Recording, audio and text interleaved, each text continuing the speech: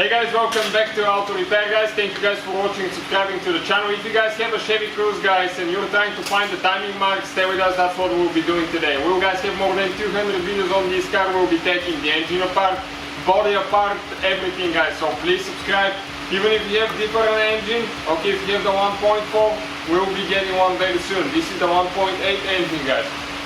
All these videos guys, we make them with one goal to save you money. All we need in return, please, okay, subscribe to the channel guys, like the video and drop a comment below.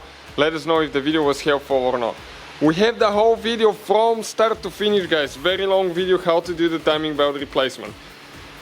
In our case guys, okay, I just decided to make a fast video for some of you guys that just need the marks, okay, because let's say you removed it but now you need to know how the marks are. So if you just need to remove the timing belt and replace it, you need to remove your intake, air filter box, engine mount and timing belt cover, and you get there. So first step is guys to bring the engine to TDC. This is top dead center guys, and you can see right here you have one line. It needs to align with this two, okay, this line with this arrow right here. This is top dead center. Once you do that now guys, okay, make sure you stay until the end because some people screw things up sometimes. Okay, right here now you need to use a special tool guys. Okay, that tool we'll have it listed in the description of the video below. We painted it yellow with red so you can see a little bit better, but usually it's black.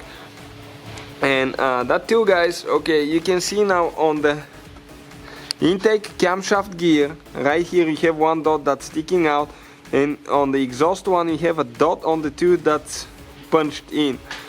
So these dots, they will not align perfectly fine guys. Okay, what will happen now, okay, when you install that tool it needs to look like that. This line, okay, this line needs to be on top of the exhaust dot and on the bottom of the intake, so you can see it's kind of like a leveled plane.